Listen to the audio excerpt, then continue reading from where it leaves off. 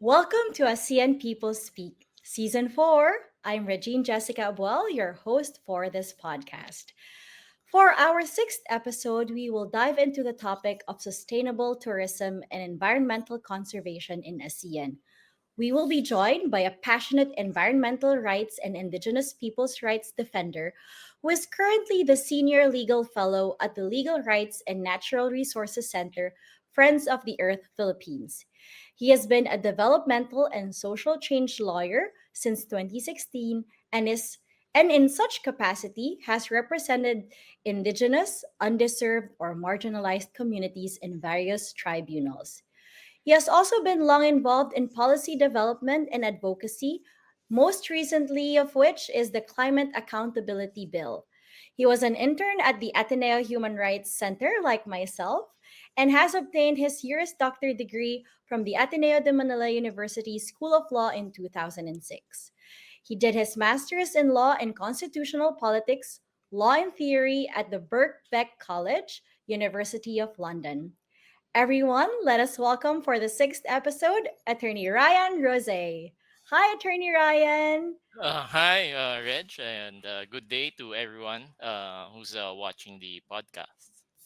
Good day to you too. Thank you so much for being here with us today. And since we're going to talk about the environment, I'm actually very excited since this is quite a new topic, because usually we just talk about Indigenous people's rights or the environment alone. But now we are going to talk about these rights in connection to tourism. So maybe we can start off with the first question, Attorney Ryan. In your view, how does tourism in ASEAN impact the environment and the rights of local communities, especially regarding land use, resource management, and cultural preservation? Well, when you're talking about tourism, really it gives rise to several challenges. Fundamentally, it oil boils down to a conflict in resources. You have several communities who are actually supposed to be or supposedly the caretakers or the owners of the land or ancestral domains, and then you have the Mhm. government who's really overzealous to promote tourism and really to derive economic value from the ancestral lands. And Mhm. eventually the zealousness of government and essentially the paradigm of development eventually leads to construction and infrastructure development and essentially overdevelopment. And when a place is actually overdeveloped, what happens is that the communities, no? The communities who are the owners of the lands themselves become marginalized. Now, Mhm. uh, of course, tourism itself also gives rise to cultural issues in the sense that culture itself, because you have development as an ideology, and then you have this, for example, when you're talking about indigenous communities, you have this pre-modern culture. Concepts. Yeah, Yes. pre-modern. So I'm not saying that it's actually a primitive one, because pre-modernity actually exists together with modernity. But Mhm. you have a model of economy, an economic model, which is radically different from the IP's view of the world. And if you have Mhm. development, no, for example, development itself, uh, as a concept that we need to construct hotels, we need to construct a lot of infrastructure, and essentially destroy or damage the surrounding ecosystem. uh, this actually leads to environmental degradation. Of course, when you're talking about tourism, that also has issues of what the capacities of the ecosystem itself. So a very simple example really is Boracay. No, Boracay has actually definitely Boracay is uh, bursting with tourists and infrastructure. But what happened in Boracay, this is just actually based on some of the people whom I have had a chance to actually converse with. The sewage system in a lot of these areas were not fully, let's just say, it's not optimized, and the part of it is actually part of the sewage is actually discharged into the to the sea. No, To the sea. yeah, Yes. yeah. Well, you've mentioned, Attorney Ryan, that the paradigm of development in relation to tourism has, well, sometimes the concept of overdevelopment, when a place is overdeveloped, what happens is the communities who are the owners of the land themselves become marginalized. And I'd like Yes. to pick up from what you said, because this is now a conflicting, these are conflicting ideas somehow, because development urges or somehow gives you an idea of progress. Yes. However, the people who own the land are marginalized, and it's quite ironic because they're the ones supposed to who are supposed to use Derive. the land, Yeah. derive profit from the land. So where do you strike a balance then between these two things? Both are good. I mean, development is good, and pushing for indigenous people's rights are good. But however, how do you put a balance between those two so that the one will not be compromised or put into a disadvantage? Well, I would say that when it comes to development of ancestral domains, ancestral lands, and tourism, really, the initiative should always come from the communities themselves. Initiatives that we Mm. want our areas to be developed because essentially they are the caretakers, and there's actually a whole body of literature, uh, which you know proves or shows that a lot of indigenous bodies of knowledge has actually contributed significantly to the preservation of ecosystems.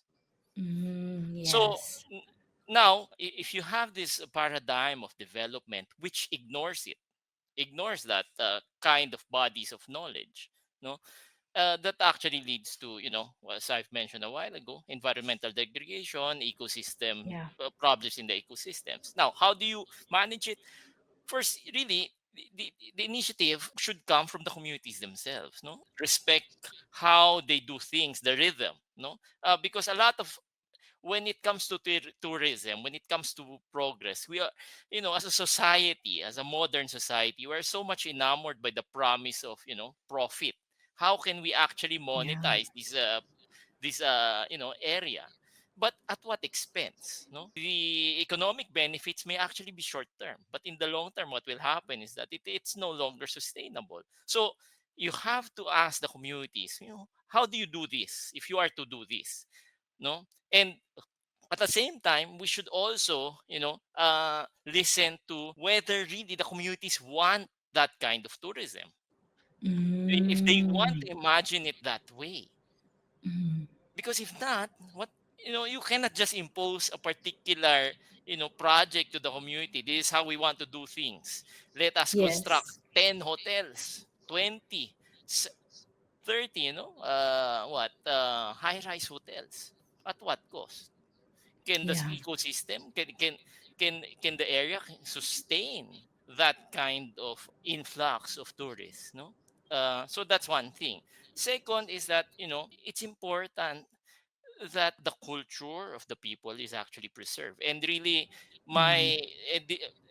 my perspective emanates from the fact that, as a tourist, we are all tourists, a lot of people are actually, have at one point in their lives have traveled. And tourism, Yes. yes, no. So when you're talking about traveling, we are actually agents, no, of the ways of our, our culture, no. We are actually agents of how we live. When we bring our particular culture to that community, that should also be an opportunity for us to learn from the Mm. culture of Yes. of the community visited. No, we should go there with an open mind and learn how they do things. And the interactions of these two kinds of cultures, no, leads to, I would say it's a good thing. It's a good thing always because Yes. culture is dynamic.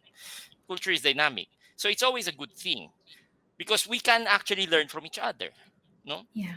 oh, so I would say that, first is to listen to the communities. Second is it should not result to obliteration of the culture of the community. Instead, the culture of the people should be preserved. So if, for example, it's sacred land, we should respect that, Mm-hmm. and we should respect the fact that, they regulate the visitors to their sacred lands, and Mm. in that Yes. way we also get to learn from, we get to appreciate the cultures of other cultures. They, for example, cultures of indigenous communities, no.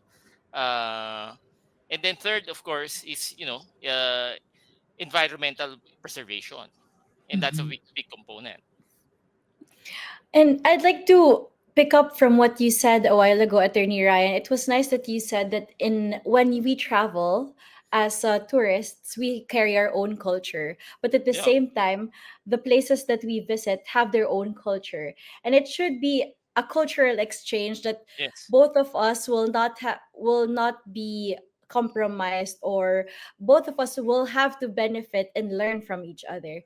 Most of the time, unfortunately, us tourists, or not us, but as a tourist, sometimes we do impose our cultures or ways on the places that we visit. And now that you've mentioned it, maybe it is high time also that we have that kind of mindset that every time we visit a place, especially when it is an ancestral domain, a sacred place, a sacred ground, then we must also take into consideration the culture of the place we visited, or the place that we visit, so that in a way we also learn from their culture and Yes. preserve also the environment that it is. Yes. um Based on what you said, Attorney Ryan, can you share with us then some examples of tourism projects in ASEAN? Well, you've mentioned Boracay a while ago having a problem in the sewage system, but can you also mention to us maybe some other tourism projects in ASEAN that have managed to strike a good balance between boosting the economy and protecting nature and community rights? Okay. Well, top of my head, I would say that, Masungi, no, the Masungi really is, I think, a good initiative. It's a good project because before, Masungi is not just an area where you get to appreciate nature. I mean, to be able to appreciate how good Masungi is, you have to understand that before, no, it was not that rich of an area, but because of the project, they were able to reforest the area, and eventually, so they reforested some of the areas, and then it was really a very successful initiative.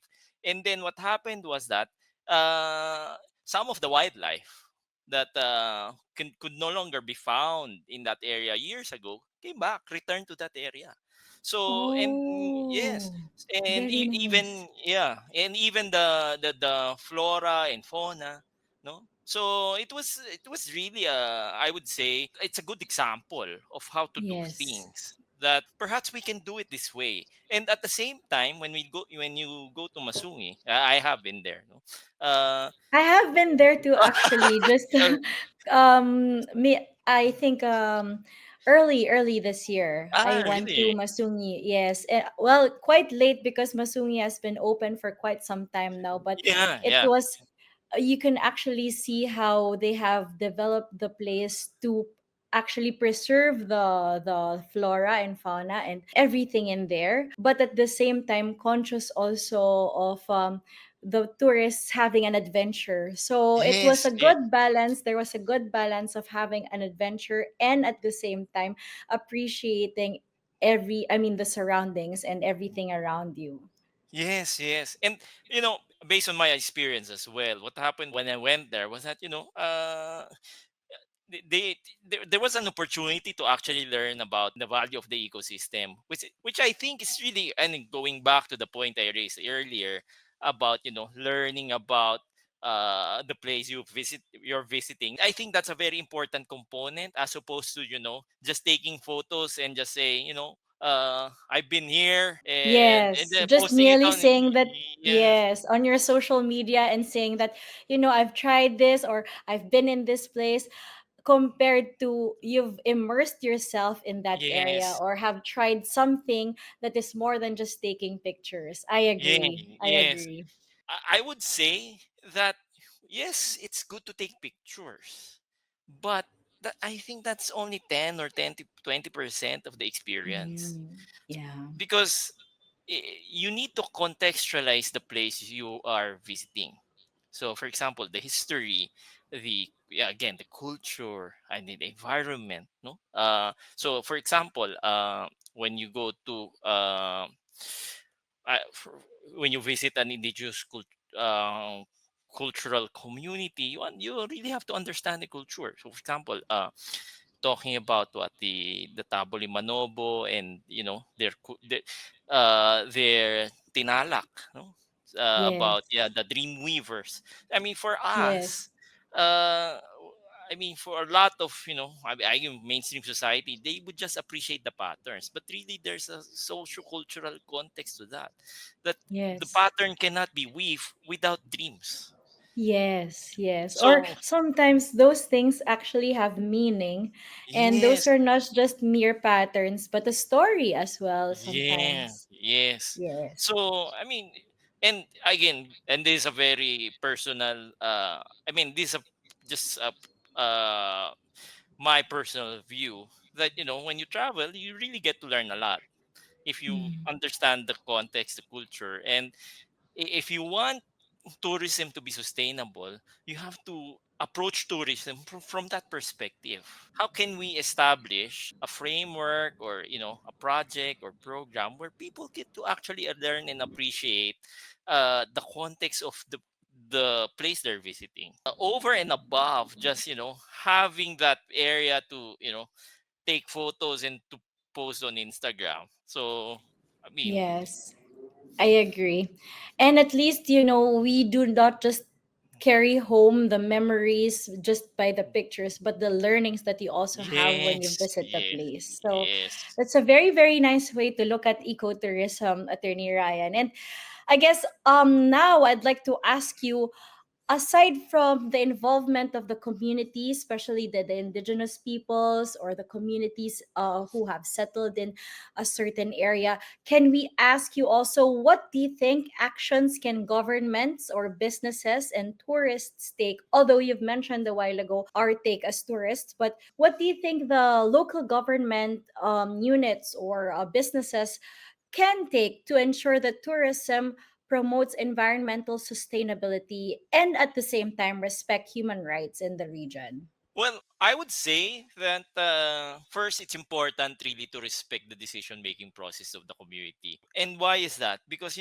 businesses and local government units may have their own imagination of how to do sustainable tourism. But again, Mm. of course, that's based on the mindset of, really a development mindset. But the communities themselves, with all their bodies of knowledge, which have been developed through years, thousands of years, it's important to respect that and listen to them. And then eventually, you may arrive at a compromise, but it's important really to listen to the communities. That's first. Of course, apart from that is to involve the communities, not Mm. only as decision makers, but they should be the ones to Managing. yeah, manage and benefit. Mhm. Because if you just invite big investors to invest in particular area, and then the communities will be marginalized, and or perhaps be swept into the periphery, then that's not sustainable. For example, in Boracay, the Aitas, the original Aitas who actually Yes. lived there, were granted what? I think a 2 hectare plot of land as ancestral domain to house 200 Aitas. I think that's based on what I read. No, I mean, that's not sustainable. That's, I think, Yes. 2 hectares for 200 people. That's not enough. So Yeah. the community should be the ones to benefit because it's Yes. their land. So it should not be the big businesses. The big businesses may be able to benefit, but the primary beneficiaries of tourism should be the people there. Yes. So yeah, I and then agree. And I actually just remember Masungi as well, since you've mentioned it a while ago. The rangers in Masungi are actually the communities that live nearby. I remember that one or two of our guides were actually grew up in that area already, and they aside from just learning about their environment, they grew up with knowing how to take care of it, and that's also the same thing that they shared to us when we visited there. yeah, and the fact that they are able to tell very personal stories of the history of the place. And that Yes. actually, I mean, that actually, I would say, Puts a it opens a personal touch. yes, no, a Yes. personal touch to the experience. Yes. And I think that's what's also nice about traveling then, because as a tourist, since you visit a place, it's not just about seeing a place, but really getting yourself that full experience by Yes. also knowing about the personal experiences of the people there. Yeah. Yeah. Uh that's so Yeah. nice, Attorney Ryan. Thank you so much for your insights. Actually, before we leave, would you like to say anything to our listeners, or maybe just a few words, so we can wrap up our episode this afternoon? Okay. Well, in terms of tourism, no, I would say that on the part of the I mean, every one of us actually loves to travel. But it's important to be conscious travelers, no, to be mindful travelers. Mm-hmm. With I mean, cheaper is not necessarily better. Uh, Yeah. and then it's important for you to actually conduct due diligence, no, on Mm. what is this travel operator doing. I mean, is it actually I mean, a credible travel operator? So it's important, no, if you want to lessen the impact, because as I as I mean, I love to travel, but you need to be conscious. Everyone needs to be conscious of the things the services they avail of. So that's a very important thing to take into consideration. No? Yeah. And I think I'd like to pick up from that. Thank you so much for reminding us, Attorney Ryan, that the cheapest is not always necessarily the good or the right decision.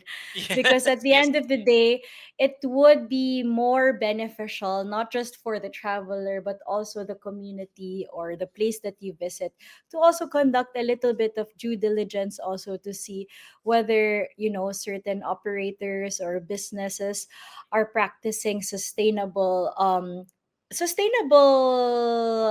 practices, so that they'll be able to um, preserve and conserve the environment that they're operating in. So Yes. thank you for that, because it's actually quite a good reminder for everybody, not just for our listeners, but to each traveler, that as we go along, we shouldn't just be passive when it comes to also doing our part in taking care of the environment and also the communities that are living in it as well. So, on that note, we want to thank you, Attorney Ryan, for your time. Thank you so much for your insights. We did learn a lot from you. Would you like to promote your organization or anything that Yeah. you would like our listeners to remember before we say goodbye? Okay. Well, if you guys, if the your li- if the our listeners actually want to learn more about indigenous people's rights, environmental rights, then I suggest you visit the Legal Rights and Natural Resources Center Facebook page. There's also a YouTube page, and the YouTube page actually contains a lot of infomercials, something like that. Yes. Ah, So very nice.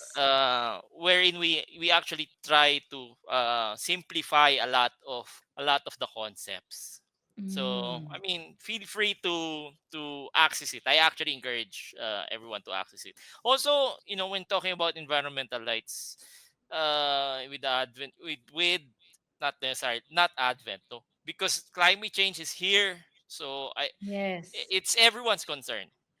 So, and everyone should learn about, True. And climate envi, justice. yeah, and And climate justice. yes.